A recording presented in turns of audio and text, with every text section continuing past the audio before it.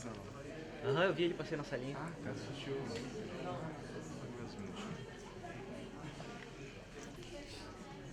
Parece que não vai demorar muito. Hã? Parece que não vai demorar muito.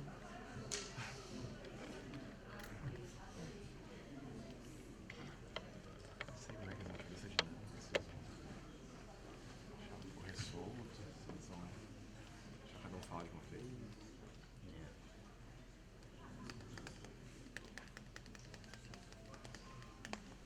Chega na frente.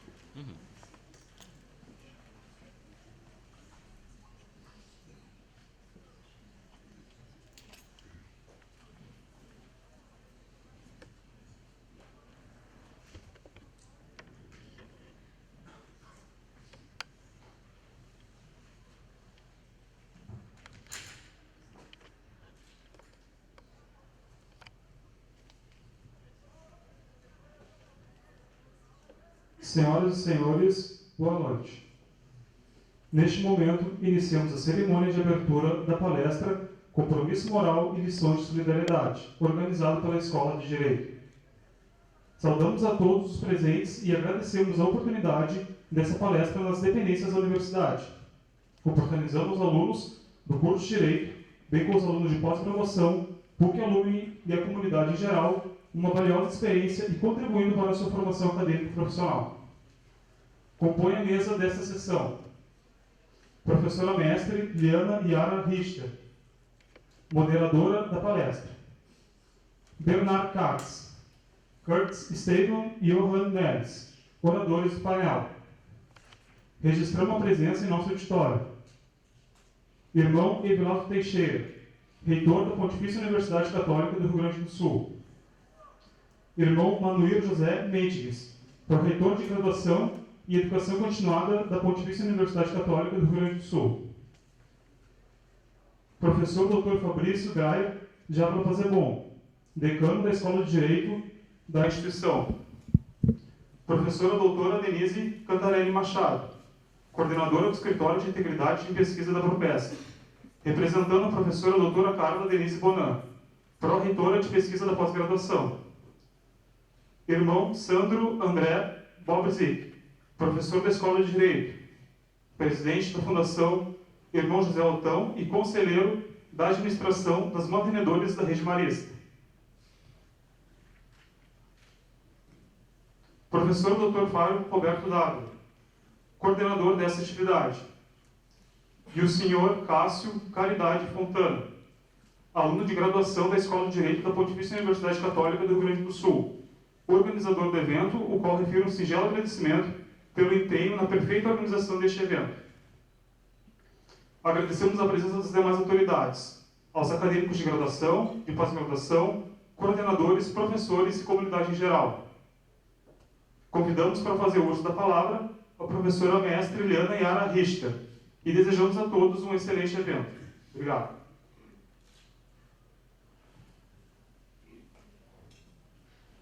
Boa noite a todos. Esse painel, eu já quero começar direto, é de número 115. Gente, nós nunca entramos numa instituição de ensino tão carinhosa como aqui a PUC. Meu Deus do céu, desde o Cássio, que teve a paciência de esperar um ano para que a gente acertasse a data e está aqui, ao vice-reitor, ao professor Fábio e todas as demais autoridades já nominadas. Bem, são duas instituições judaicas responsáveis pelo painel Compromisso Moral e Solidariedade. A Bnei Brit, do Rio Grande do Sul, a Loja Barão Hirsch, uma instituição com a característica maçônica que se preocupa com direitos humanos. E o Instituto Cultural Judaico Marco Chagall, que tem o dever da memória.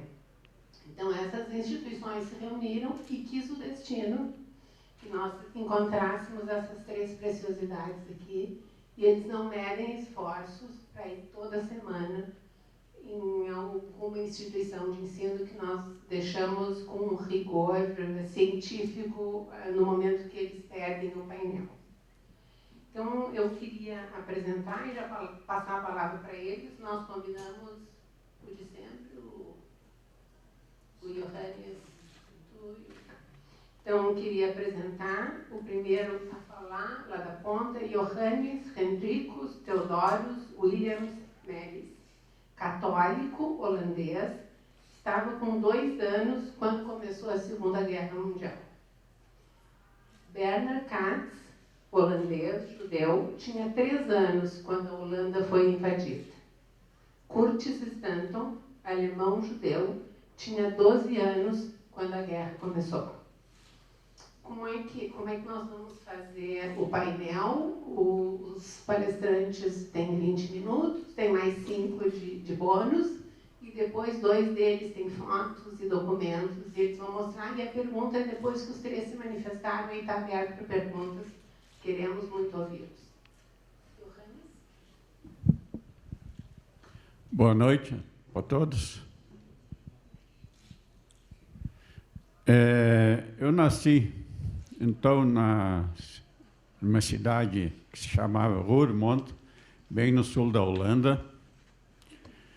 E a minha família era meu pai, minha mãe, eu tinha um irmão, de 1 ano mais velho do que eu. E a guerra iniciou, então, em 1939, e o pessoal em volta na Holanda, todo mundo achava que na Holanda não ia ter guerra, que ia acontecer como aconteceu na Primeira Guerra Mundial, que a Holanda ficou tranquilo, não se envolveu na guerra. Mas meu pai trabalhava no órgão do governo e que cuidava de rios e canais. Ele é responsável por uma eclusa, aquelas que mantêm o nivelamento dos rios. E então a gente morava uns 2 quilômetros para fora da cidade, na beira do rio, perto desse complexo. E assim como todo mundo falava que não ia ter guerra, meu pai não acreditava muito nisso. Ele começou a fazer esconderijo dentro de casa. Assim, mais para proteção de família. Então, a gente morava numa casa que era um sobrado e tinha um telhado muito alto, inclinado. Na Holanda usava muito isso por causa da neve, né?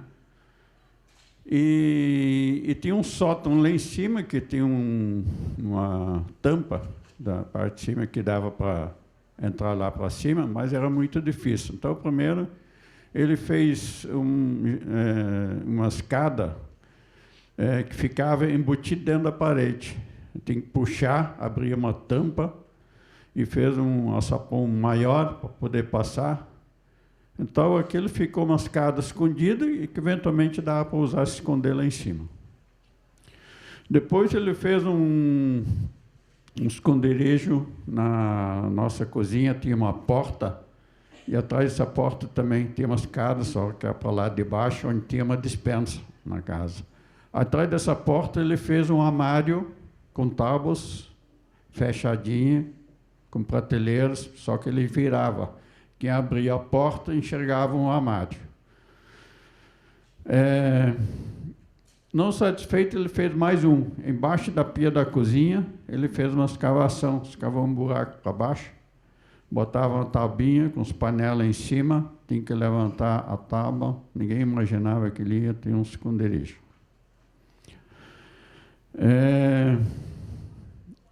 Todo mundo chamava ele de louco, mas chegou uma hora para outra, já tinha passado 1 ano, e de repente os nazistas resolveram entrar na Holanda também. O motivo, porque os aviões dos aliados, dos ingleses, americanos, canadenses, começaram aos poucos a chegar para combater também, ajudar os europeus, e passar por cima da Holanda, era caminho. Os aviões eram pequenos, voavam baixo, não tinha mais ainda esses aviões a jato grandes. E então os nazistas resolveram embarcar na Holanda também, desembarcar na Holanda também. Eles teve combates fortes e a região nossa era muito perto da fronteira, então logo nós sofremos as consequências.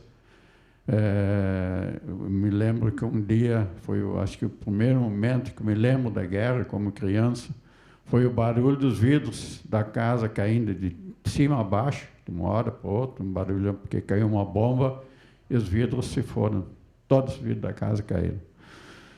Então meu pai fechou as janelas com tábuas e sabia que o vidro não ia ficar. Com essa invasão, os nazistas caçavam todos os homens acima de 16 anos. Eles prendiam, levavam, a maioria levavam para as fábricas de armamento na Alemanha.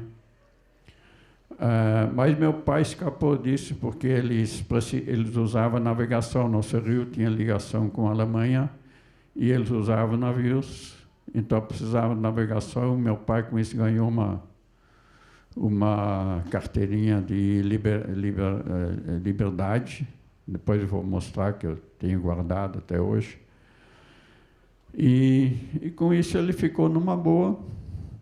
Começou a obedecer às ordens nazistas quando eles precisavam, e a gente continuou morando no mesmo lugar, e muita gente já saiu de lá. Mas meu pai tinha uma motocicleta, ganhou uma bandeirinha deles na motocicleta. Ele se fazia de amigo deles, mas por trás ele praticava tudo que podia contra eles. E assim foi passando o tempo. A guerra era longa. E aos poucos, quando eles começaram a derrubar muitos aviões na nossa região lá,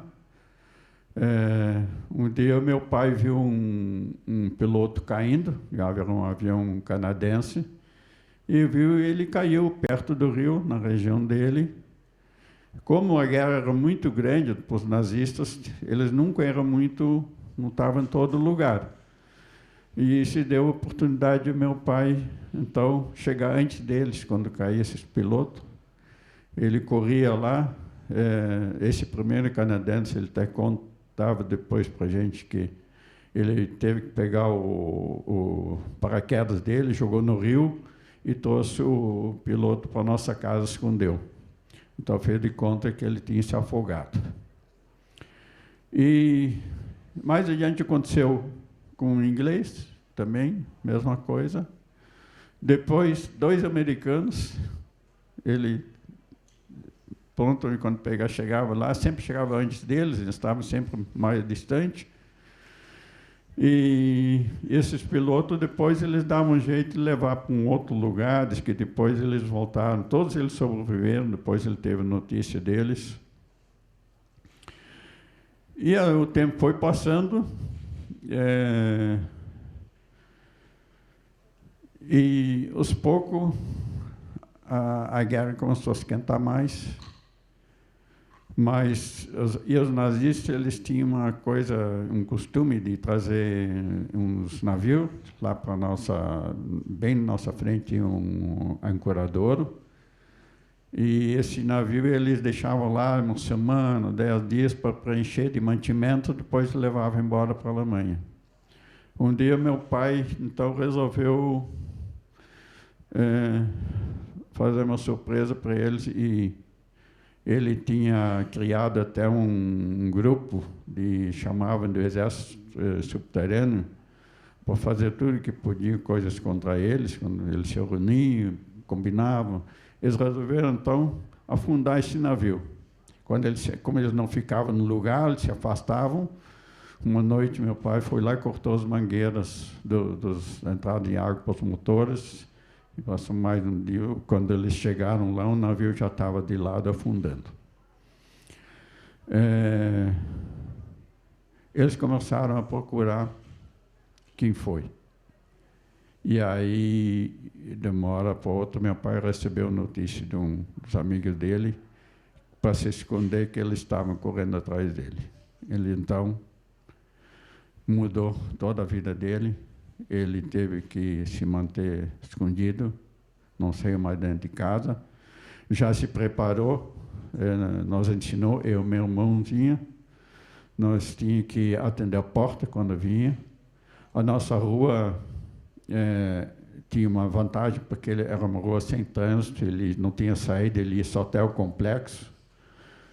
E de longe, qualquer barulho que vinha, quando vinha um caminhão, os soldados marchando, a gente ouvia de longe. E sempre acontecia isso, qualquer ruído, meu pai já ia para um esconderijo. A preferência dele era embaixo da pia, no esconderijo. Aliás, eu pulei um assunto. Antes disso, ele descobriu que tinha uma família de judeus na nossa cidade, quando iniciou a perseguição aos judeus também.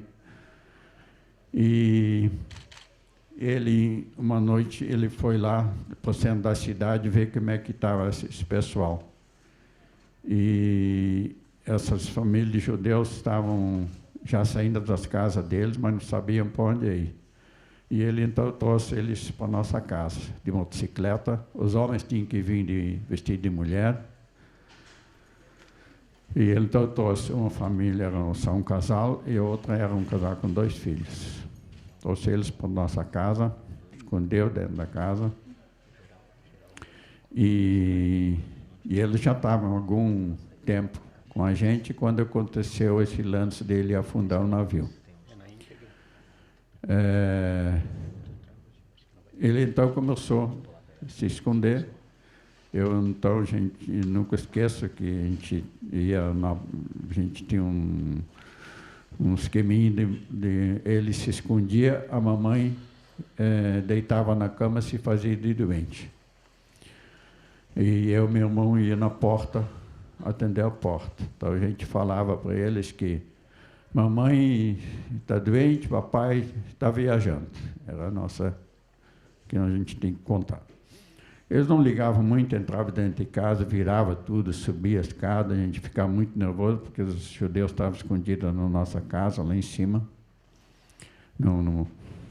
embaixo do telhado. Mas eles nunca achavam nada. Eles entravam dentro de casa e viravam tudo e iam embora. E isso se repetia assim, cada semana. Mas a guerra foi passando, os combates, cada vez aumentando mais, até que chegou um ponto que começou a cair muito bomba e esquentava os combates toda hora, e o pessoal estava todo mundo saindo daquela região que estava muito perigoso. E então meu pai resolveu sair da casa. Primeiro ele evacuou os judeus para um outro lugar, e nós fomos para dentro de um bunker. A 500 metros da nossa casa tinha um bunker. Esse bunker era construído por baixo da terra, todo em concreto, era prova de bomba. E era um lugar baixo. E então, uma noite dessa, nós fomos carregando tudo que podia de mantimentos lá para dentro. Meu pai levou colchões, era um lugar muito escuro, frio, mas é o que tinha. Então, nós entramos lá, evacuamos para lá, e o tempo foi passando lá dentro desse bunker.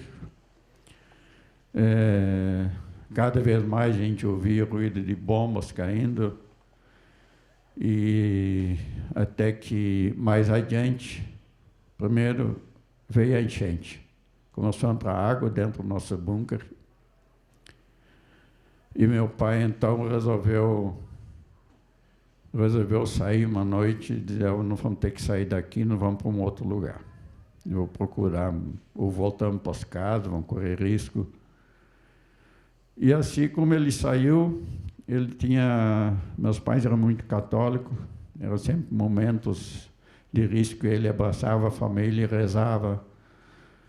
Então quando ele saiu do bunker, gente muito preocupado, passou uns 10, 15 minutos, ele voltou carregando tábuas, achou tábuas boiando no rio. Então ele puxou lá para dentro e conseguiu fazer um elevado lá dentro, e nos botou dentro, em cima desse elevado. Nós dois, meu irmão e a minha mãe, e ficamos então em cima dessas tábuas dentro do bunker. O tempo foi passando, e mais os combates também, esquentando cada vez mais. Até que, um dia, começou a terminar a nossa comida, escasseando, a água, já não tinha mais água, e meu pai, então, de novo, resolveu sair do bunker, ir até as casas para ver se, pelo menos, conseguia alguma coisa, achar água. E, de novo, ele abraçava a gente, rezava, e saía.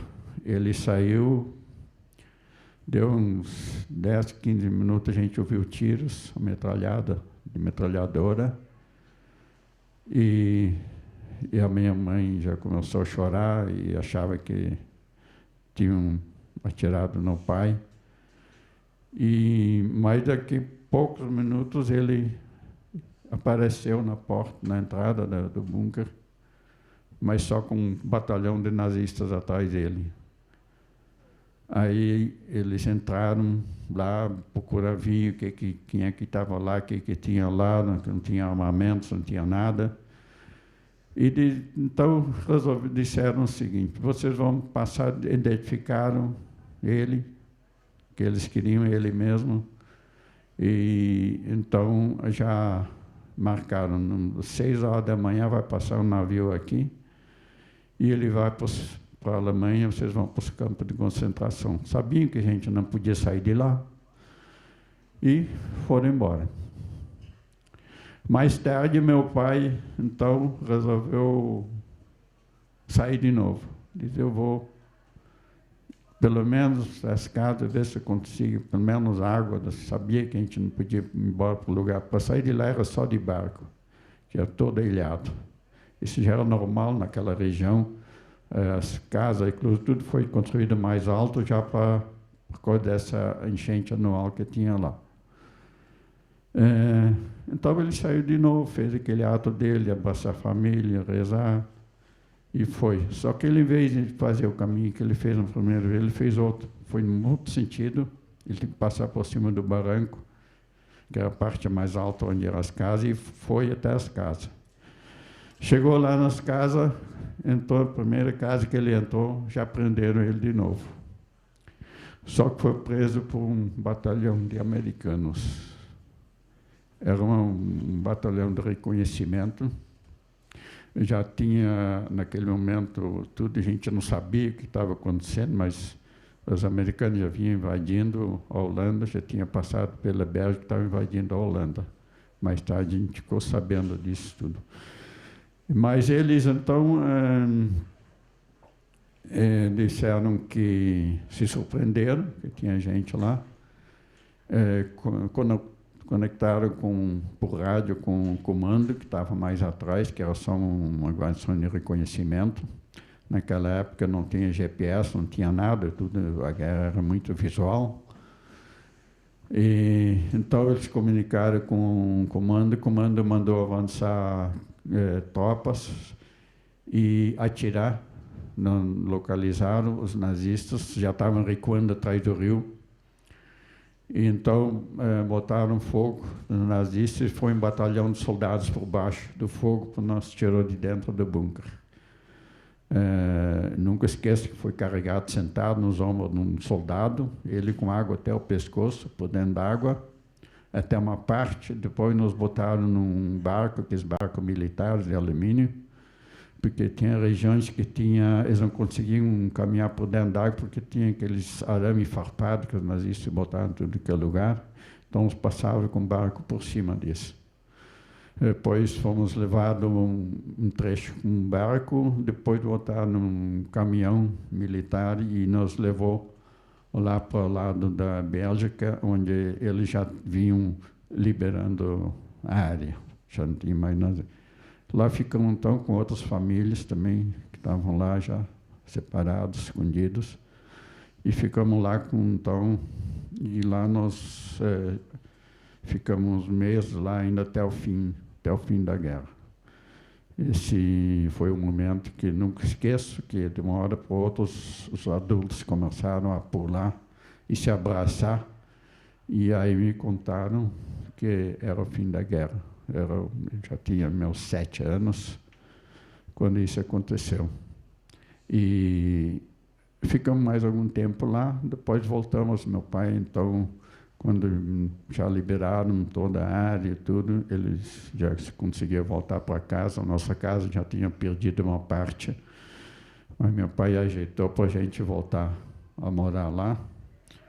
Eu, então, fui descobrir que tinha mais gente, que a vida não era só enclausurado, fechado. Fui conhecer meus vovó, que eu não conhecia ninguém. E comecei, então, depois de algum tempo, então, tudo era surpresa para mim, porque não conhecia nada da vida. E aí, então, a gente começou, de pouquinho, a ver a realidade da vida. Meu pai começou a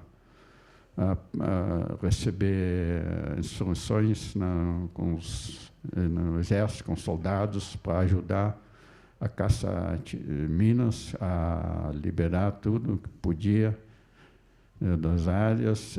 Ele foi mudar de profissão, foi ser escafandrista, que precisavam de escafandrista para tirar tudo do rio, as coisas que tinham afundadas. E então, dali por diante, ele abraçou essa profissão, que era do mesmo órgão do governo, até ficamos mais 5 anos na Holanda.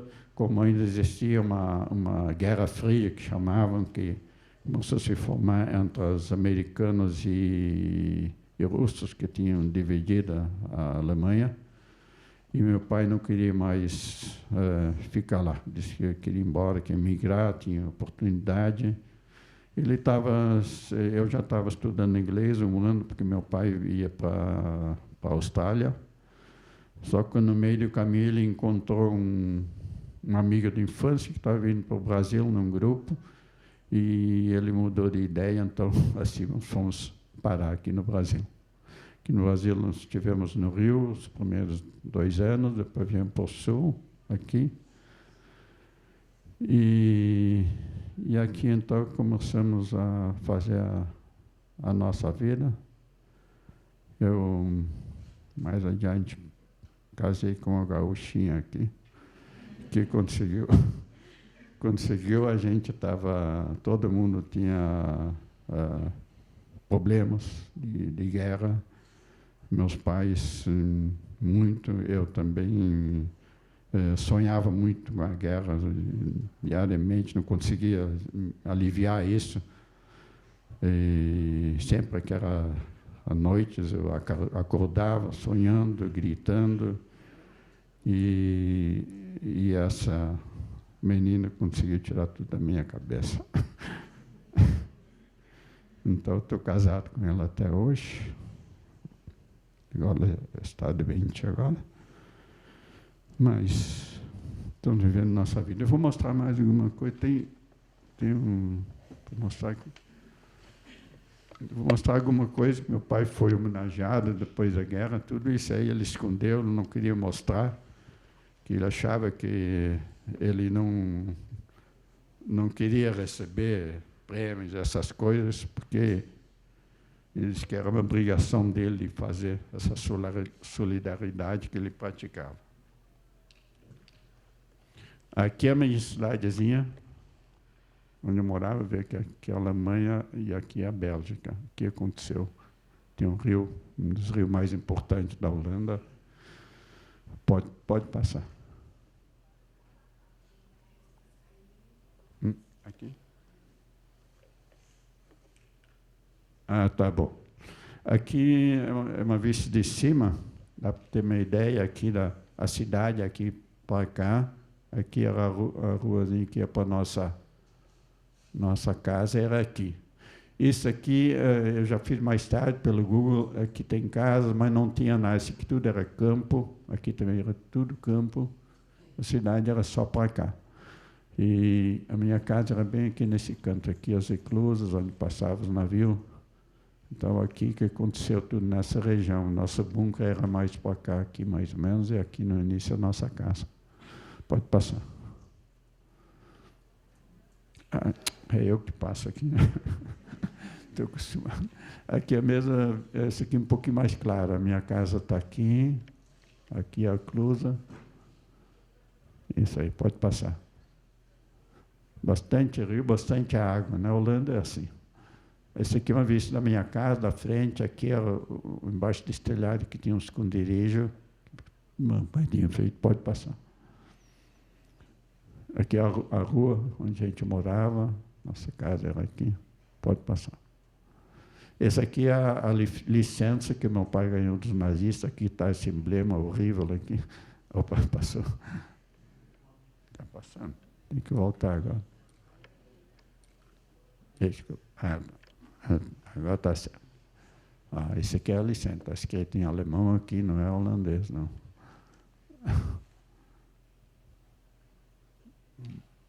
Passar aqui, tá. Esse aqui é uma medalha que ele ganhou de um órgão, se chamava de mobilização de guerra. Pode passar. Esse aqui também, um órgão que chamava Aranha Juliano, na Holanda também, era uma medalha de órgão para ele também. Pode passar. Esse aqui do Marechal do Comando Expedicionário, também pode passar. Isso aqui é uma árvore plantada em Israel, que chamava a Rainha Beatriz da Holanda. Ela fez lá um bosque de honra, eles plantavam uma árvore. Isso aqui também, um documento, uma árvore plantada no bosque de honra em Israel também. Isso aqui pode passar. Isso aqui também se chamava Cruz de Guerra. Também ganharam meu pai e minha mãe. Pode passar. E esse aqui é uma medalha que ele ganhou do presidente dos Estados Unidos em nome do povo americano. Esse aqui é assinado pela como é que é? Eisenhower, né? Exatamente. Esse aqui é um jornal que me mandaram depois, muitos anos depois, que a gente já estava aqui no Brasil. Esse aqui é uma das judias, aqui ela já está velhinha, minha tia, ela passou a ser tia da gente, e ela escreveu aqui nesse jornal aqui que não todo judeu teve a sorte de encontrar uma família Amélis. Pode passar. Isso aqui é uma vista do lado do rio, aqui é o rio, a minha casa era bem aqui assim. Isso aqui é um barranco, dá para ver que é mais alto, e até o esconderijo, nós ficamos no bunker, ele era por baixo desse barranco aqui, e porque a água, quando vinha enchente, a água subia até aqui em cima, assim. Esse aqui é a ponte pertinho da nossa casa lá, via para o centro da cidade, pode passar. Esse aqui é uma outra ponte também, nossa região. Essa também, pode passar. Esse aqui é meu pai, já com os vestimentos de mergulhador, lá na Holanda. Pode passar. Esse aqui é meu pai, já aqui no Brasil. Isso aí. Muito obrigado.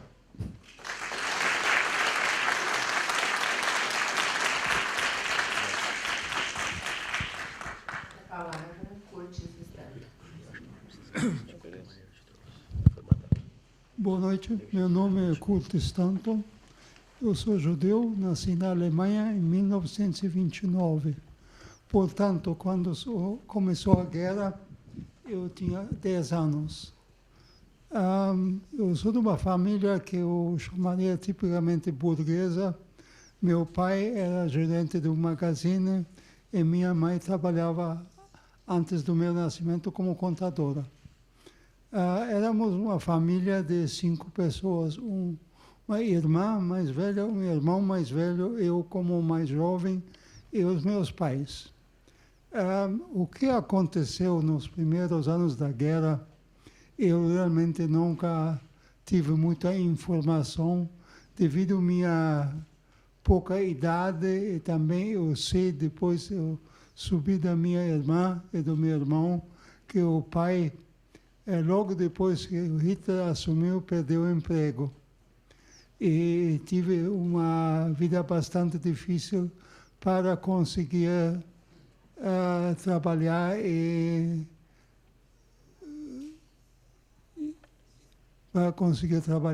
assim obter suficientes fundos para nós termos uma vida mais ou menos razoável. Mas realmente não me lembro nada desse assunto. Assim, são coisas que eu ouvi depois. O que aconteceu em 1933, como eu já disse, meu pai perdeu o emprego e eu não sabia de nada. E tive uma vida que eu diria totalmente normal. Tinha amigos, brincava na rua e brincava e brigava com minha irmã e meu irmão. É uma vida bastante satisfatória, bastante feliz. Os problemas meus começaram em 1935, quando eu tive a primeira experiência numa escola primária. O problema que eu encontrei na escola foi o antissemitismo bastante agudo, que tem se chamado judeus sujos, como palavras mais finas. E tive brigas praticamente diariamente durante e depois da aula. A coisa que me ajudou muito, eu tive um ferimento no braço e tive o braço enfaixado com uma venda de couro que tinha aço dentro, que me imobilizou o braço, mas era uma ferramenta bastante boa para me defender. Assim, eu tenho que dizer que apanhei bastante, mas também consegui reverter. Isso continuou por alguns meses, até que um dia o principal do colégio me chamou e disse: olha, você está causando muita bagunça aqui. Eu gostaria que a partir de amanhã você não viesse mais aqui. Em outras palavras, fui chutado da escola. O resultado disso foi que os pais me transferiram para uma escola israelita que tinha no centro da cidade e que era alguma distância, eu acho que era mais que uma meia hora de bonde da minha casa. Eu tenho que confessar que eu achei isso uma coisa muito boa, porque aqui assim eu consegui conhecer muito mais da cidade e muito mais do ambiente da cidade do que eu tinha conseguido quando eu estava na escola local. Isso continuou por algum tempo. Eu gostei muito do colégio, mas em 1936 começaram as restrições contra os judeus, que usando a estrela amarela de 6 pontas, com a palavra Jude no meio.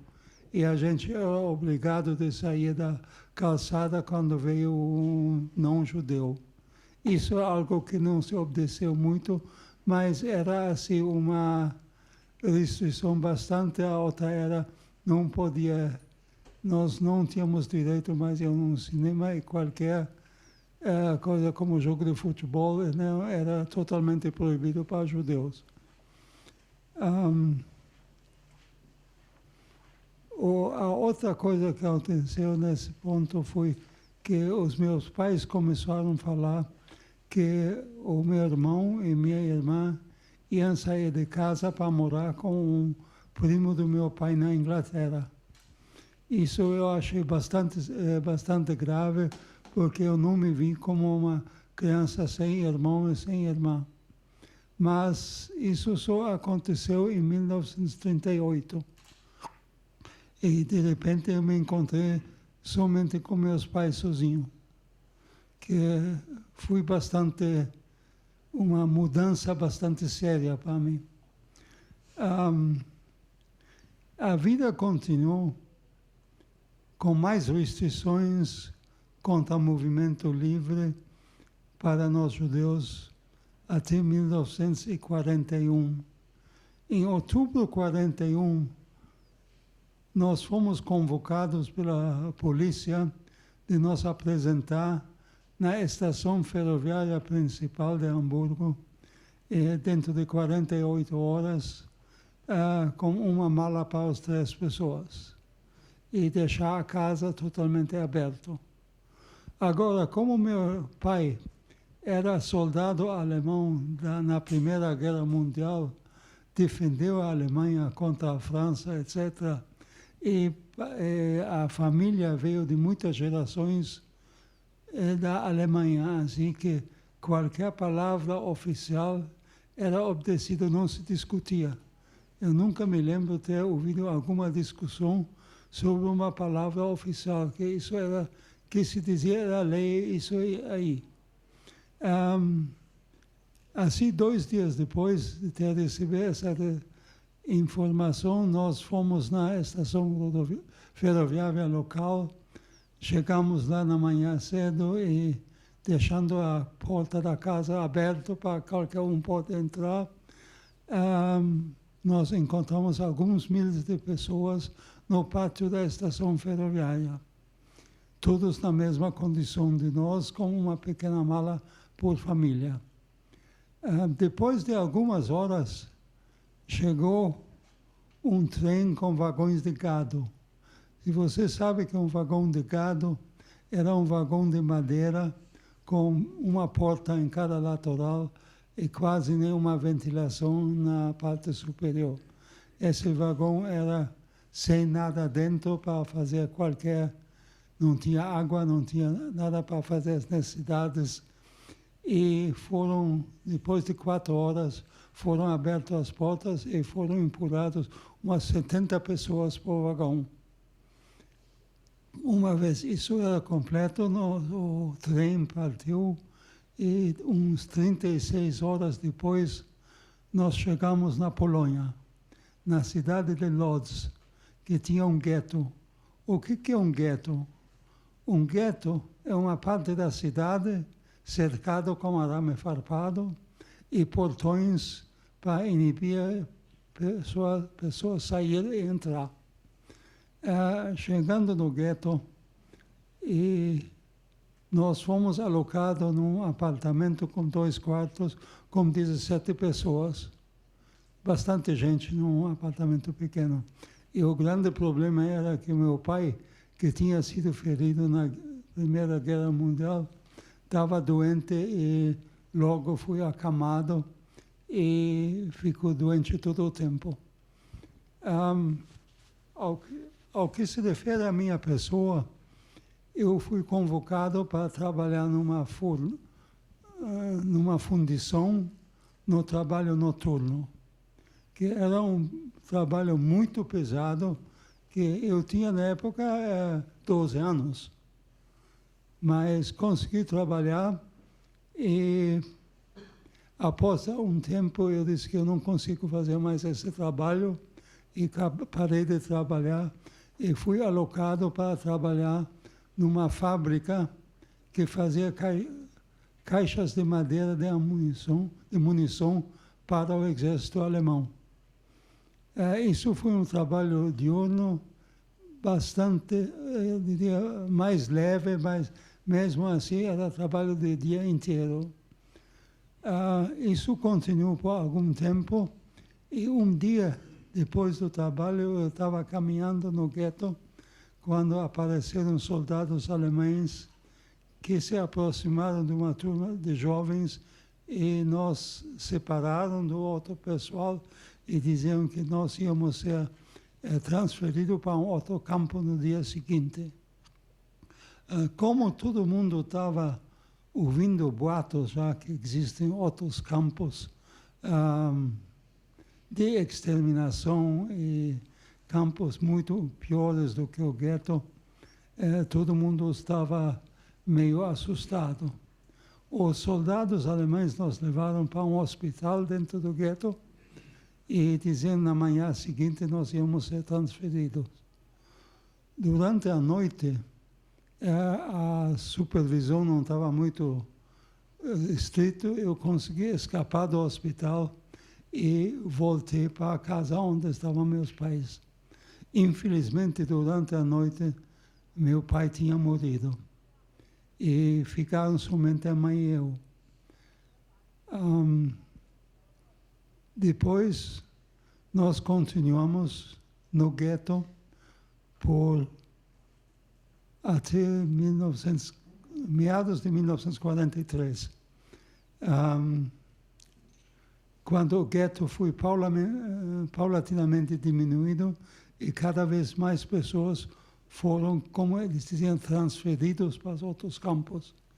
Quando chegou a nossa vez, começou uma nova viagem com vagão de gado, sempre sem nada, sem alimentação, sem nada, sem água, até chegamos no meio de uma noite, eu acho que foi mais ou menos uns 48 horas que levou tempo, numa plataforma, não sabíamos onde estávamos, muito bem iluminado, com soldados alemães ao redor de toda a plataforma, tudo muito bem iluminado, e na ponta estava um oficial da SS que olhou só as pessoas e disse esquerda, direita, esquerda, direita. Quando chegou a vez da mãe, ele falou esquerda. Quando falou para mim, direita. Ele perguntou primeiro, quantos anos você tem? Eu não sei até hoje porque eu respondi 16. Eu tinha 15 anos. À direita. O resultado disso foi minha mãe, que foi para a esquerda, foi a última vez que eu vi a minha mãe, que foi diretamente para a Câmara de Gás, que nós estávamos no campo de Auschwitz. Eu fui trabalhar no campo, que o pessoal lá dizia que era um trabalho bastante bom e privilegiado, que eu acho tanto, que era separar a roupa do pessoal que foi da Câmara de Gás. A gente não se dá conta do trabalho, do que a gente roupa, a gente fechava, a memória não entrou nisso. E realmente tinha uma certa vantagem, porque quando chegou o inverno, eu consegui me proteger com roupa que eu peguei de lá e botei embaixo do uniforme para, no mínimo, não sentir muito frio e ter sapatos. Isso foi muito importante depois. Que, em primeiro lugar, uma coisa que me marcou muito, que aconteceu no campo de Auschwitz, é que, de vez em quando, tinha alguns prisioneiros que tentaram escapar. Eles normalmente foram pegos novamente pelos soldados alemães ou pela polícia polonesa. Quando eles foram devolvidos no campo, todo mundo tinha se juntar na praça para olhar eles sendo enforcados. E isso foi obrigatório para todo prisioneiro dentro do campo. Uma coisa que nunca me saiu da cabeça. Mas a outra coisa que foi muito significante no campo foi a completa falta de comida. Que a gente caçou comida até no lixo, a gente virou a comida para ver se tinha casca de batata, alguma coisa. Eu, por exemplo, até hoje, não posso comer batata com casca. Isso ficou por mais que 50 anos. Bom,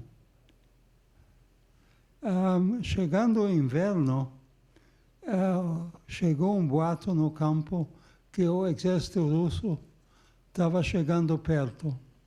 O resultado disso foi que os prisioneiros, os homens, foram tirados do campo durante as noites e nós caminhamos nas florestas para ser transferidos para outros lugares, ninguém sabia para onde íamos. O único problema foi que o pessoal que tive que fazer essa marcha da morte, como se chamava, não tive roupa, não tive sapato, e era muito subnutrido, e muita gente não conseguia caminhar por muito tempo. Eles caíram na estrada e foram prontamente fuzilados pelos soldados alemães. Depois dessa caminhada de uns 3, 4 dias, nós chegamos novamente numa estação ferroviária, onde novamente tinha vagões de gado, e subimos nesses vagões. Uns 24 horas mais tarde, chegamos na Áustria, no campo de Mauthausen, sobre o qual meu colega Bernardo vai falar ainda, e ficamos lá alguns meses. Depois de alguns meses em Mauthausen, novamente uma outra viagem em vagões de gado, e fui transferido para o campo de Sachsenhausen, que é perto de Berlim. Lá eu tive um sério problema de saúde, mas tive a sorte que lá tinha uns prisioneiros de guerra noruegueses, entre quais tinha um médico que conseguiu me livrar da doença que eu tive. E me recuperei e, ficando lá alguns meses em Sachsenhausen, novamente começou uma outra viagem. Essa viagem depois era em caminhões do exército alemão, que nos levaram para onde nós não sabíamos. Mas era em caminhões, e o grande problema era o seguinte, que nós estávamos em cima de caminhões abertos, e os aviões dos aliados começaram a metralhar os caminhões.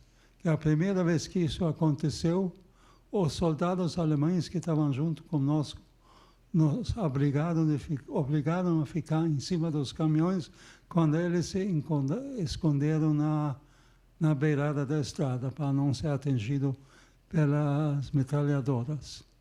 Isso foi na primeira vez. Na segunda vez nós fomos juntos para nos esconder e nada nos aconteceu. Essa viagem, no segundo dia, tinha terminado quando nós acordamos de manhã cedo e não tinha mais motorista, não tinha mais soldados alemães ao nosso redor. Nós não sabíamos onde nós estávamos, nem sabíamos para onde ir, mas nós descemos dos caminhões e fomos caminhar em frente, sem saber para onde íamos. Até que uma meia hora mais tarde, fomos encontrados por uma patrulha de soldados ingleses. Eu até hoje não sei como nós conseguimos comunicar com eles. Já me perguntei muitas vezes, mas nunca tive uma resposta. Porque nós só falamos alemão, polonês e russo. Eles só falaram inglês. Mas de alguma forma nós entendemos, e eles nos levaram para a cidade de Lübeck, que é no Mar Báltico, um porto no Mar Báltico. Na cidade de Lübeck, nós fomos acolhidos por uns ex-prisioneiros de guerra franceses, que tomaram conta de nós. Nós éramos mais ou menos 40 jovens que éramos nos caminhões. E eles, depois de algumas semanas, nos levaram para a cidade de Lille e de lá para a cidade de Paris. Lá eu tive a possibilidade de fazer contato com o American Joint, que ajudaram refugiados para tentar encontrar familiares, e eles encontraram o meu irmão, que estava servindo no exército inglês. E logo, algumas semanas depois, me encontrei com ele e tive uma mini reunião da família, mas que era muito gozado, porque a última que eu vi ele, eu tinha 9 anos, e ele tinha agora 20. Mas nós conseguimos de nos reencontrar, e ele teve que voltar para o exército, e o pessoal da França, que era ligado aos escoteiros franceses, nos levaram os jovens para um velho moinho no sul da França, onde eles tentaram de civilizar-nos. Que eu tenho que dizer, isso que foi uma coisa muito difícil, porque essa vida nos campos realmente destrói a pessoa, que você não pensa nos outros, você só pensa em si mesmo, ou tentando como eu posso sobreviver disso, Como eu posso sair disso? Assim não tem companheiro, não tem amigo, não tem absolutamente nada. E a gente se torna meio um bicho. E esse pessoal tentou nos civilizar, mas ficamos lá 1 ano, mais ou menos. Que eu acho que eles não tiveram muito êxito. Depois disso, eu fui para a Inglaterra, onde me reencontrei com minha irmã, primos do meu pai, e fiquei lá por 10 anos, até eu resolvi sair da Inglaterra. E de lá eu fiz uma viagem a Montevideo, e fiquei um tempo em Montevideo, e gostei muito de Montevideo. Mas o pessoal queria que eu fosse para o Brasil. Bom, eu peguei o avião e fui para Porto Alegre. Eu não gostei de Porto Alegre, esse foi em 1955. De lá fui a Caxias, menos ainda. Depois fui perto de Vacaria, onde tinha uma certa parte da indústria. Disse, eu vou voltar para a Inglaterra. Mas 3 anos depois me convenceram para dar uma tentativa aqui, e aqui eu estou até hoje. Muito obrigado.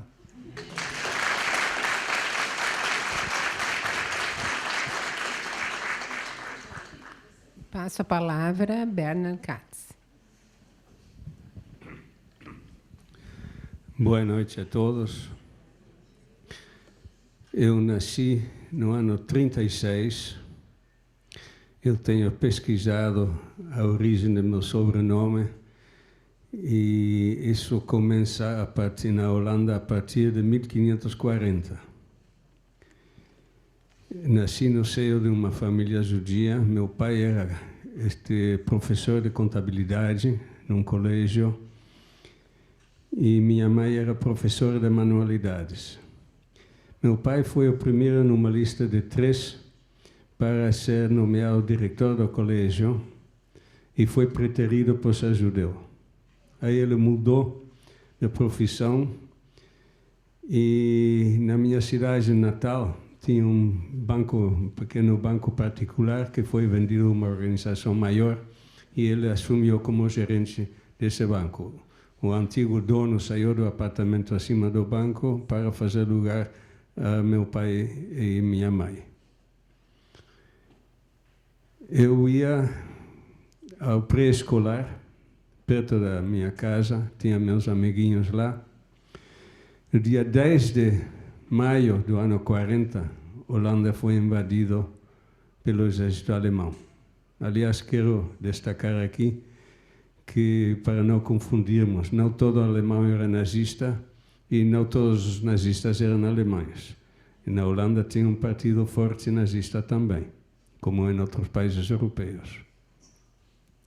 Eu me lembro que poucos dias depois de Holanda ser invadido, a cidade onde nasci, que no rodo ferroviário, chegou uma tropa da estação de trens, entrou em perfeita formação militar na rua onde eu estava na janela do nosso apartamento.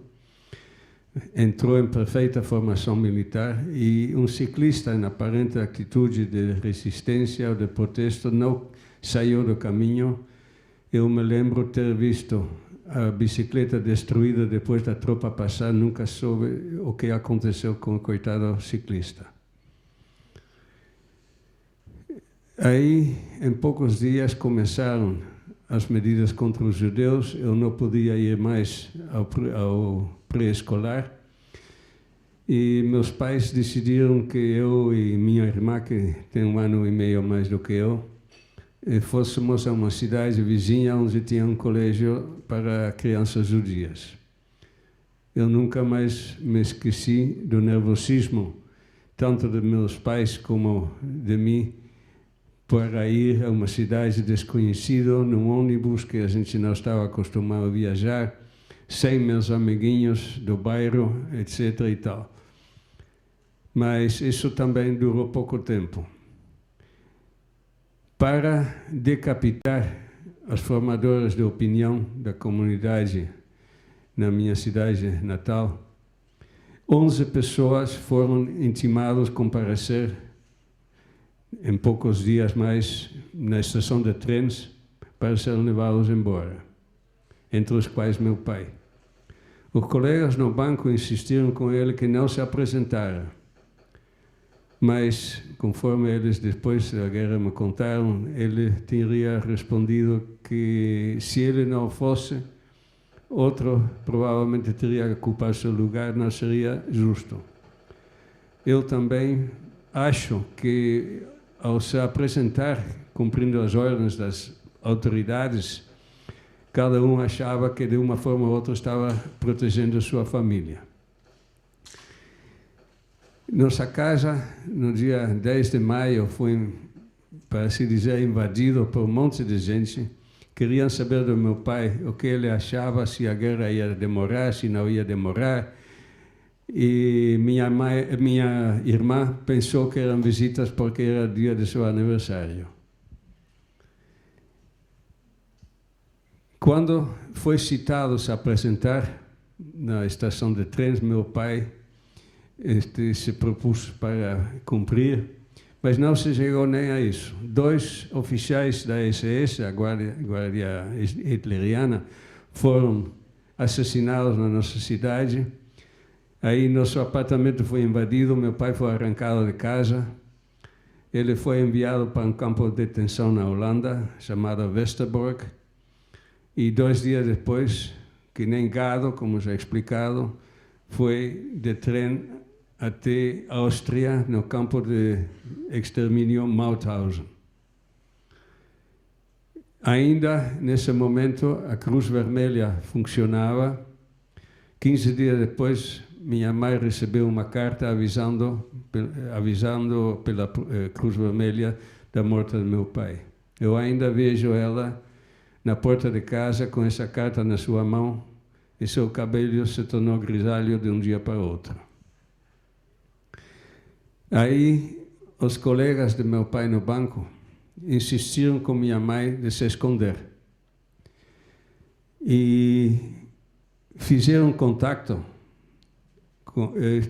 para ela, e ela se entregou, assim, e a seus 2 filhos, eu e minha irmã, uma organização de resistência que pertencia aos protestantes de tendência calvinista.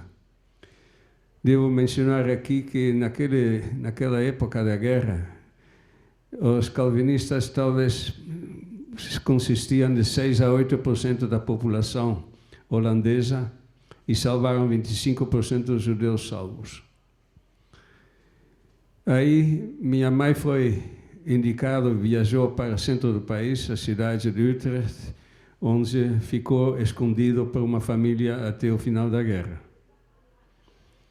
Minha irmã e eu primeiro fomos à casa, uma noite na casa de uns vizinhos, depois 2 noites numa casa de uma família Ubers, se chamava, perto de umas 3, 4 quadras de casa.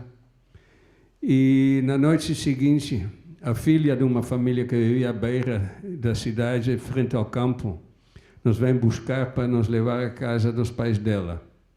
Eu me lembro que para chegar aí a pé, passamos por um tipo de túnel, um viaduto muito comprido, ao lado da estação de trens. E me lembro porque quando já saíamos da metade para o final do túnel, de repente ouvimos o tic-tac típico das peças metálicas das botas militares alemãs. Esse susto também nunca mais me abandonou. Quando chegamos à casa desta família que nos cuidou por umas 5 semanas, chamado Havermann, idade de avós, nós podíamos brincar no campo na frente e era agradável para mim, até que um dia, de repente, me encontro com um coleguinha do pré-escolar. Eu contei em casa, a partir daí não podíamos mais sair fora das paredes de casa para não sermos vistos por pessoas não autorizadas. Depois, nossa mãe nos vem visitar uma vez e depois de umas 5 semanas a organização decidiu nos levar para outro lar, uma cidade a uns 10 quilômetros da minha cidade natal, um bairro fora da cidade, uns 5, 8 quilômetros da fronteira com a Alemanha, entre norte e sul, mais ou menos na metade da Holanda. Aí era um tipo de fazendola e a casa ficava a uns 200 metros da estrada principal. À beira da estrada principal ficava, ou seja, a uns 200 metros, um hotel-albergue, que foi convertido em um quartel alemão. Também por isso nunca podíamos sair fora de casa para não sermos vistos. Tinha um caminho, uma cancela para vir da estrada principal para a nossa casa, mas tínhamos um cachorro, não sei se treinado ou natural, mas em todo caso qualquer um que tocava na cancela para entrar no caminho para casa, o cachorro dia ou noite latia para avisar que alguém se estava acercando. Durante todo o período da guerra, 2 vezes houve uma busca casa por casa em todo o bairro pelos nazistas para ver se tinha gente escondida. Na primeira vez, todas as casas do bairro foram buscados, menos a nossa. Na segunda vez, se entraram, nós estávamos no almoço e o dono da casa botou uma escada frente à porta para que subissem para olhar, vasculhar o sótão lá cima. Quando ele desceu, apertou a escada, abriu a porta, nos viu no almoço, fechou a porta e nos salvamos. E na frente da casa vivia uma filha casada e uma neta do casal da idade de avós nossos, e nós vivíamos na parte de trás também, para não sermos vistos. Nunca nos faltou, a minha irmã e eu, nem comida, nem roupa. Um dos filhos do casal, eles tinham 5 filhos, um dos filhos trabalhava dentro da organização subterrânea. Eu me lembro que, entre outras coisas, ele distribuía vales para pessoal que precisava comprar comida ou roupa. E, aliás, isso me lembra que faz muito pouco tempo houve um filme na Netflix sobre fatos que só a partir do ano 2008 vieram à luz. Um filme que se chama O Financista da Resistência, e que explica de um cara que organizou para que aqueles que se dedicavam de tempo integral à resistência tivessem suficiente dinheiro para viver e sustentar suas famílias. E isso foi uma das tarefas de um dos filhos da família Huisman, onde estive.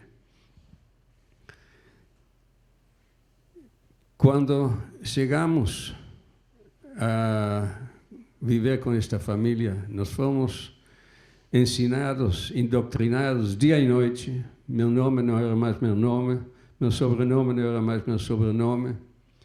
Meus pais tinham morrido no bombardeio de Rotterdam, cujo centro foi todo destruído para não ser usado pelos alemães em ataques contra a Inglaterra. E assim,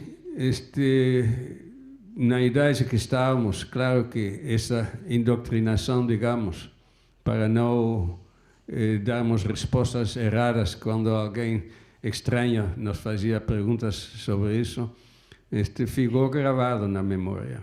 Também eu me lembro que de noite, nos primeiros dias e tal, eu me lembrava parte da reza noturna para antes de ir a dormir em hebraico, mas de a pouco absorvi a reza da família em holandês.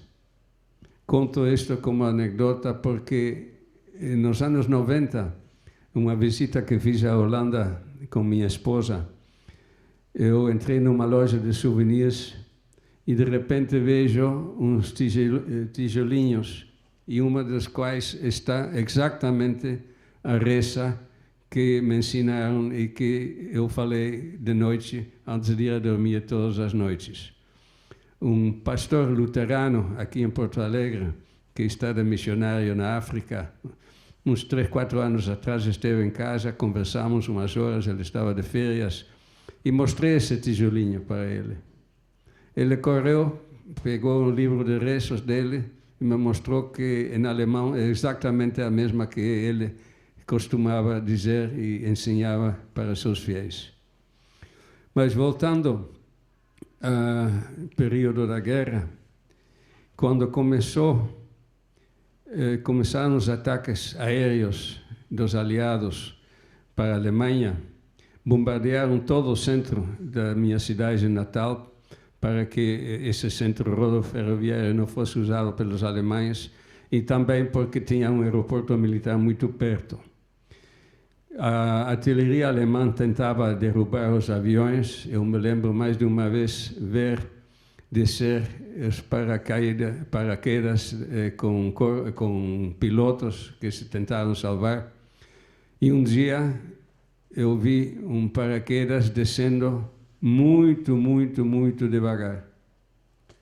Eu fiquei olhando, e muito devagar, levou tempo até que realmente descia mais claro para a vista e vi que era só metade de um corpo. Quando já houve barulho da artilharia se acercando depois da invasão dos aliados pelo sul da Holanda, todo o bairro se reuniu e decidiu sair do lugar para não ficar no meio da luta. E nós caminhamos um par de dias, dormimos entre as árvores de uma pequena floresta perto, até que às 10 da manhã do dia 16 de abril do ano 45, de repente vi os tanques dos aliados atravessando no meio do campo e sabíamos que tínhamos sido liberados. Caminhamos de volta a onde vivíamos e vimos que os alemães do quartel ao lado tinham feito sua festa de despedida lá na nossa casa. Os porcos todos desquartejados, todas as galinhas com a cabeça cortada. Se vê que essa foi a forma como eles se divertiram. Mas nada que nos afetasse fisicamente, pessoalmente. Em todo esse período da guerra, e como eu disse antes, eu tinha meu nome, meu sobrenome, meus pais tinham morrido. Minha mãe não aguentou mais não ver seus filhos, conseguiu averiguar onde estávamos e veio pedalando 150 quilômetros com uma amiga para visitar-nos. E aí, sabia que minha mãe tinha morrido. De repente aparece uma mulher dizendo que é minha mãe. Eu até hoje considero o dia mais traumático da minha vida. Também acho que o relacionamento depois da guerra, quando nos reunimos, minha irmã e eu com ela novamente, nunca mais o relacionamento foi como eu considero que teria sido. Depois, todo o centro da cidade onde nasci foi bombardeado, inclusive o edifício do banco, onde nós tínhamos um apartamento acima do banco. A única coisa que ficou em pé foi o cofre do banco. Aliás, falando do banco, uma pequena anedota da vida real também. Uns 20 anos atrás, uma das minhas filhas que vivia em São Paulo, convidou minha esposa e eu para celebrar seu aniversário lá na casa dela. E por telefone me disse que na empresa do marido trabalhavam 2 holandeses. Quando cheguei lá, durante a festa, me apresentou um, tudo bem, me prestou o segundo, e o cara se chamava Rosin. Eu disse à minha filha que estava junto, olha, Essa terminação de sobrenome, ING ou INK, é típico da microrregião na Holanda, onde eu nasci e cujo dialecto eu falava. E aí ele disse, não, mas minha família vem do norte, não vem de lá. Ué, o que faziam lá? Bom, disse, meu bisavô era comerciante em vinhos, e naquele tempo, conforme ele, comerciante em vinhos ou em moedas era mais ou menos a mesma coisa. Então, meu avô e o irmão dele se tornaram banqueiros. Aí perguntei, em que cidade teu avô foi banqueiro? Ele disse, minha cidade natal. Eu disse, sabe uma coisa, Sr. Rosin? O seu avô foi o chefe do meu pai. Aí ele ficou todo arrasado. Este foi um sábado, um domingo, nós voltamos aqui a Porto Alegre. Ele falou com os pais lá dele na Holanda e confirmou que ele, o pai, tinha nascido no mesmo apartamento. Ele não, o pai tinha nascido no mesmo apartamento que eu nasci, acima do banco. Bom, no ano 53, um ano antes de eu ter que entrar no exército, o exército holandês fazia exercícios na Alemanha porque o território holandês é muito pequeno para isso. E era tabu para minha mãe, obviamente. Então, um tio meu já tinha emigrado para o Uruguai, escrevia Milagres de Montevideo, mais ou menos em cada esquina tinha uma poça de ouro. E então minha mãe decidiu também emigrar para lá. Casei uma uruguaia, tive 2 filhas lá. Depois, no ano 70, eu vim aqui a Porto Alegre, a empresa que trabalhava desde o ano 65 em Montevideo, uma firma sueca, me ofereceu um cargo aqui em Porto Alegre, aceitei, e ainda aqui nasceu um filho brasileiro. Hoje, meus 5 netos têm tripla nacionalidade, uruguaia por causa da minha esposa, holandês por mim e os netos, aliás, brasileiros também. Bom, era mais ou menos isto que queria contar para vocês. Muito obrigado. Eu vou mostrar umas imagens ainda.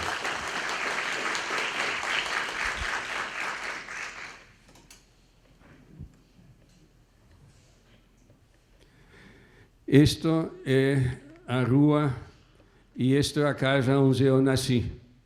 Tudo isto foi destruído, não ficou nada, só a Igreja Católica ficou em pé.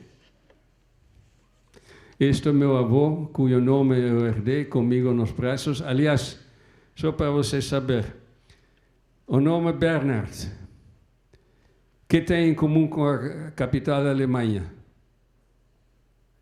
e capital da Suíça, Berlim e Berna, as primeiras 3 letras. O que quer dizer Bär em inglês e em alemão? O emblema de ambas cidades é um urso. Bernhard, urso forte. Talvez por isso sobrevivi. Isso também, meu avô comigo, acima do nosso apartamento. Este é meu pai. Meu avô, minha mãe, meu pai.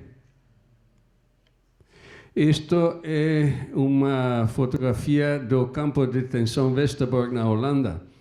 E o levantamento dos trilhos é para demonstrar que o horror da guerra acabou. Este é um monumento no campo de concentração e extermínio Mauthausen, feito pelo governo holandês para honrar todos os holandeses que morreram lá, entre os quais meu pai. Isto sou eu no ano 43, com minha irmã de criação, ou seja, neto do casal Huisman, que me cuidou, e com o cachorro do qual já falei. Isto é o casal Huisman, Rick Huisman e Martin Huisman. Aliás, meu neto maior se chama Martin. Isto é ele, e isto é a esposa Rick. Aqui eu estou, nos anos 90, com 2 dos tataranetos do casal Huisman. E esses são os 4 deles. E aqui estou debaixo de uma placa dando as boas-vindas a um vilarejo com meu sobrenome. É isso aí.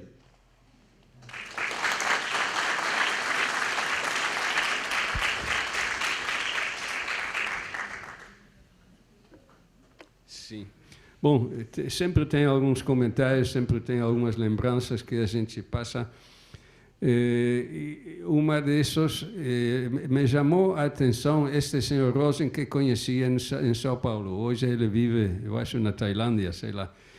Mas que ele nasceu no 47 e falou, quando conheci ele em São Paulo, na casa da minha filha, dos tiques que ele dizia tinha herdado dos pais por causa de os pais terem vivido durante a guerra na Holanda. E aí eu me dei conta de que eu também tinha certos tiques. Eu me lembro que durante muito tempo, quando tinha, a partir do momento que tinha carro, que só estacionava o carro na frente da fila ou como último da fila, para poder escapar mais rápido. Também me dei conta que me expunha na estrada de uma forma bastante irresponsável durante muito tempo.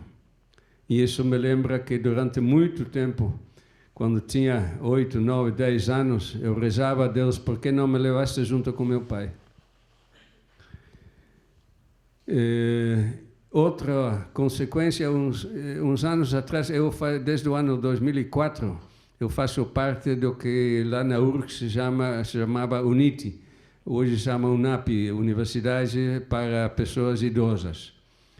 E uns 4 ou 5 anos atrás, uma colega lá me empurra um livro na mão e me disse, tu tem que ler isto.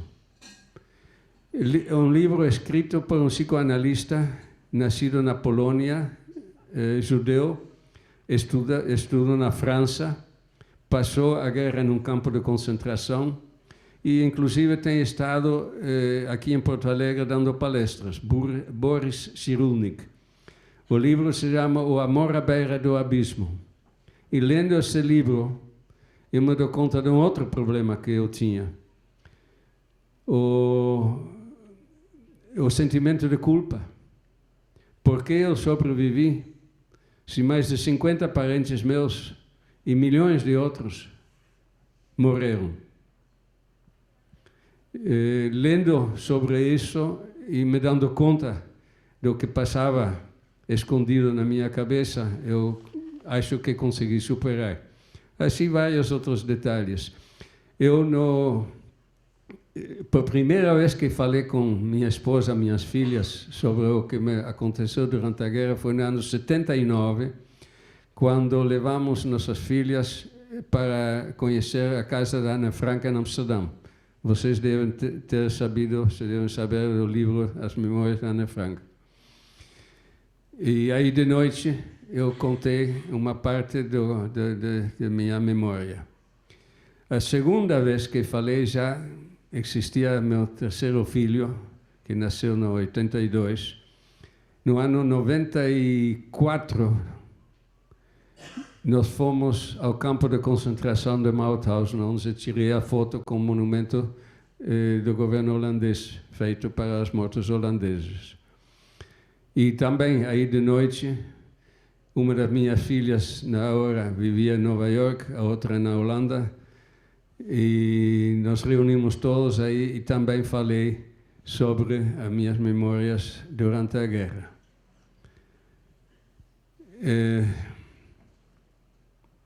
Que mais posso contar? Vocês me lembram? Sim, bom, era mais ou menos isso que queria contar para vocês e estamos abertos para perguntas.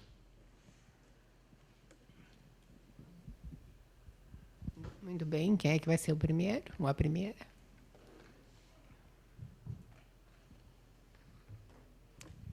Tu chegasse a falar, Berna, do sentimento de culpa? Não te falou?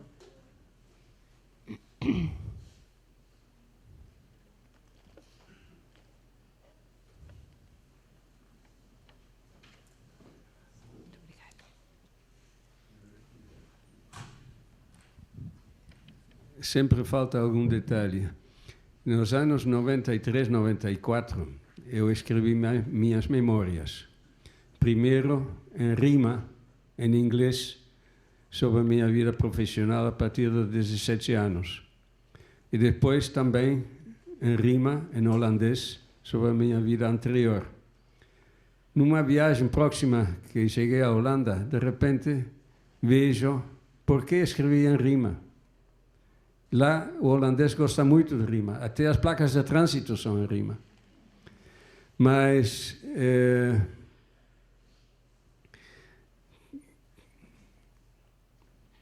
que eu ia dizer? Eu mandei uma cópia, quando escrevi sem rima, fiz o resto das minhas memórias em holandês, fiz uma cópia em espanhol ou português, não me lembro, para minha família, e mandei uma cópia em holandês para 3, 4 amigos na Holanda, entre os quais uma mulher que, quando 14, 15 anos, era minha namoradinha. E me devolveu sem abrir. Eu nunca perguntei a ela por quê. Para mim era evidente. Ela, os pais dela e sua irmã passaram toda a guerra presas num campo de concentração japonês, no que é hoje Indonésia, naquele tempo as Índias Orientais holandesas.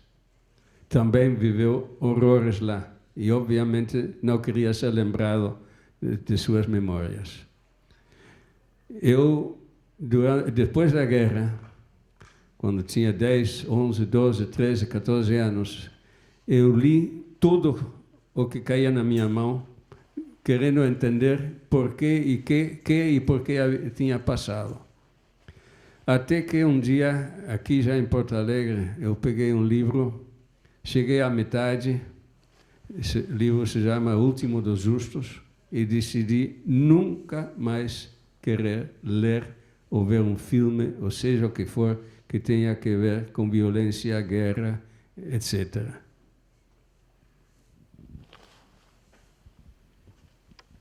Bom, primeiro gostaria de agradecer, sinceramente, de forma muito sentida, a generosidade de todos os senhores em compartilhar essas histórias que são verdadeiramente extraordinárias. Eu teria 2 perguntas. A primeira delas diz respeito à adesão ao regime nazista. Existem muitas teorias, muitas perspectivas disso. Na experiência dos senhores, o que levava tantas pessoas, mesmo não alemães, a aderirem ao regime nazista? E a segunda questão, se me permitem, eu não quero, evidentemente, tomar o tempo de tantos, tenho certeza que gostaria de colocar também seus questionamentos, se fosse possível dar um conselho a todos nós, pela história de vida de vocês, que conselho seria esse? Muito obrigado. Bom, conselho é apenas fazer o que aqui estamos tentando fazer. Cada um pode só, na minha opinião, influenciar seu contorno. Não importa se é na paróquia, se é no clube de futebol, se é na roda de chá, mas se a gente tenta, dentro do seu contorno, propagar, talvez não seja a palavra certa, mas, digamos, contar as coisas positivas que o ser humano é capaz de fazer, já é uma boa iniciativa. Agora, sobre o nazismo, bom, é o mesmo dizer, na minha opinião, hoje, como diabo chegou Trump ao governo dos Estados Unidos? Porque as idiotices que faz e que fala, e depois se retrai, etc., alguém inteligente disse como é possível, como foi votado. Aliás, não foi votado por maioria dos votos, mas esse é outro problema. Mas em todos os países europeus tinha partidos nazistas. E na Holanda também. Isso sempre me faz lembrar a um autor holandês, Harry Mulisch, que escreveu um livro, O Descobrimento do Céu. O pai dele foi preso depois da guerra por nazista. a mãe era judia. Ele foi criado durante a guerra também por uma família calvinista, que nem eu. E o livro que ele escreveu, muito das experiências próprias. E por que se chama O Descobrimento do Céu? Porque ele foi preso e maltratado no campo de Westerbork, onde esteve meu pai 2 dias. E nesse campo, com os horrores, hoje tem um planetário onde se descobre o céu.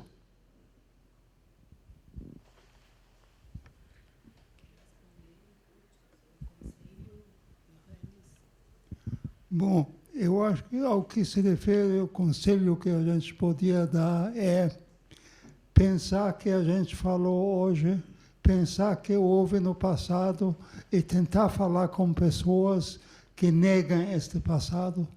Eu acho que isso é uma das coisas mais importantes, é algo que realmente nós tentamos fazer aqui, né? Falar com o pessoal para se lembrar o que realmente aconteceu, porque nós temos gente hoje no mundo que negam que o Holocausto aconteceu e dizem que nunca aconteceu, não é verdade. Mas nós somos os sobreviventes disso. Agora, daqui a 10, 20 anos, não vai ter mais sobreviventes. Vejam vocês, eu estou com sobrevivente, estou com quase 90 anos. Daqui a 20 anos, não tem mais.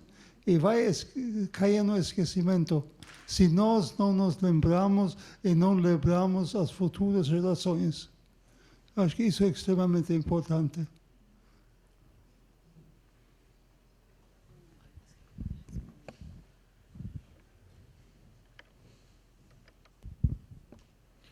Mas eu acho que o que eu aprendi foi o que meu pai fez, a solidariedade. Foi uma aula de como é importante a solidariedade num momento desse que aconteceu na guerra. E eu acho que tudo que aconteceu foi por atos políticos. O povo alemão, eu estou falando o que o meu pai me disse, não foi eu era muito criança, mas ele disse que foi ato político. O país entrou em muita dificuldade, a Alemanha, já desde a Primeira Guerra, e veio um grupo político que seria a salvação, e o povo foi iludido, porque o povo, em geral, eles foram eleitos, foi o povo que elegeu, mas logo o povo também sentiu o erro o que aconteceu, né, tanto é que deu tudo errado, né? E eu acho que a Alemanha aprendeu muito com isso, tanto que hoje é um dos países mais bem administrados na Europa. E eu acho que lá vai ser muito difícil acontecer de novo. Eu quero ainda destacar que todas as pessoas que nos ajudaram, minha mãe, a minha irmã e eu, foram devidamente honrados depois da guerra, tanto pelo governo holandês como pelo governo de Israel. Aliás, no tempo que passamos no lar da família Huisman, 2 vezes tivemos que sair de lá por suspeito que pessoas não autorizadas tinham ficado sabendo da nossa existência lá.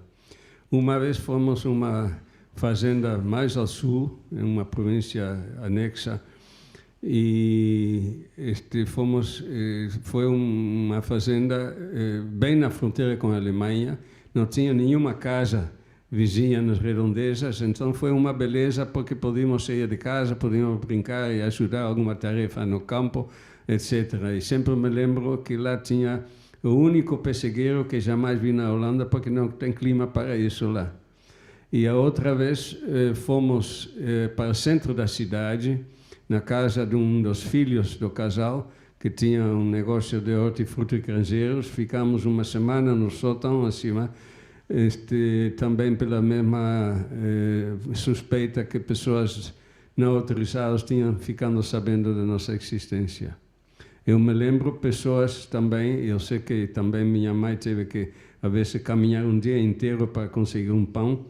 Muita gente vinha pedir comida onde nós vivíamos, porque lá o casal era autossuficiente. Enfim, são detalhes de memória que nunca vão embora.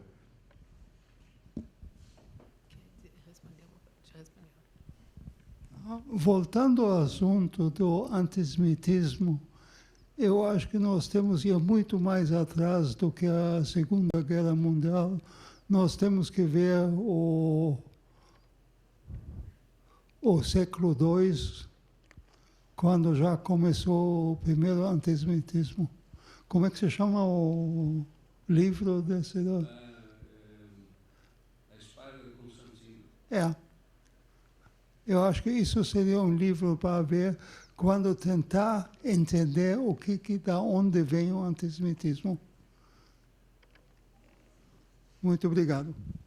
Isso foi escrito por James Carroll, que se formou na Igreja Católica, mas depois como padre da Ordem de São Paulo.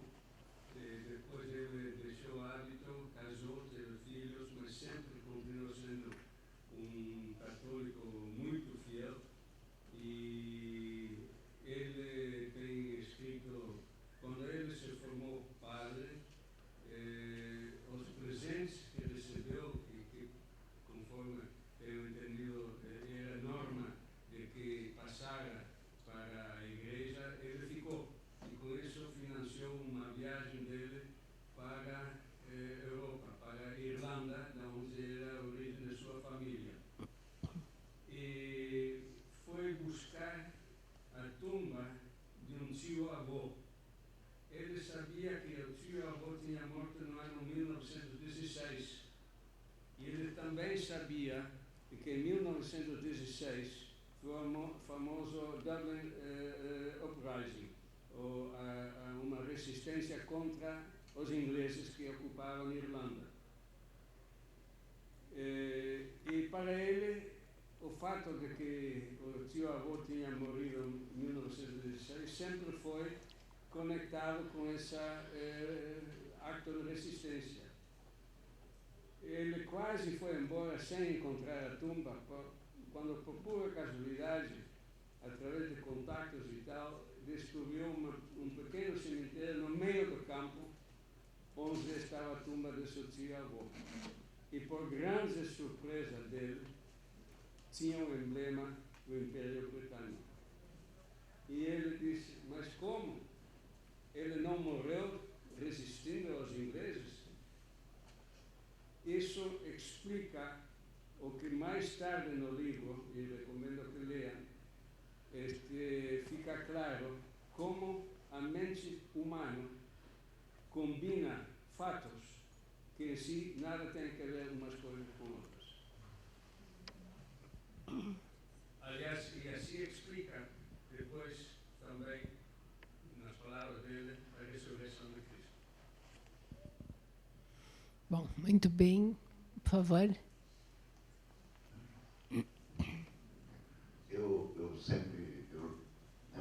Hoje eu ando meio preguiçoso, mas desde a época do estudante eu sempre gostei muito de ler.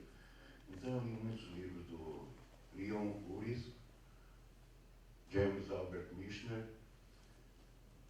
Harold Robbins e por aí. Um livro que me chamou muita atenção foi A Fonte de Israel, The Source. E hoje, vamos dizer assim, como eu tenho bastante tempo para ler, estou procurando recuperar, ler o que eu não tive tempo, não tive oportunidade. E me chamou a atenção um dia desse que eu lembro que um dos maiores antissemitas foi esse do protestantismo da Alemanha, Martin Lutero.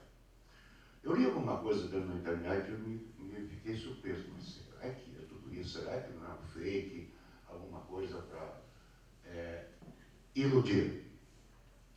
Depois também vendo seriados que apareceu esses tempos na TV, foi o Isabel, a Rainha de Castelo, que falava lá dos financistas, da coroa, me surpreendeu. Agora, o que está me deixando surpreso, e eu queria saber a opinião dos senhores, é o pronunciamento do nosso ministro das Relações Exteriores lá em Israel, dizendo que o nazismo é coisa da esquerda.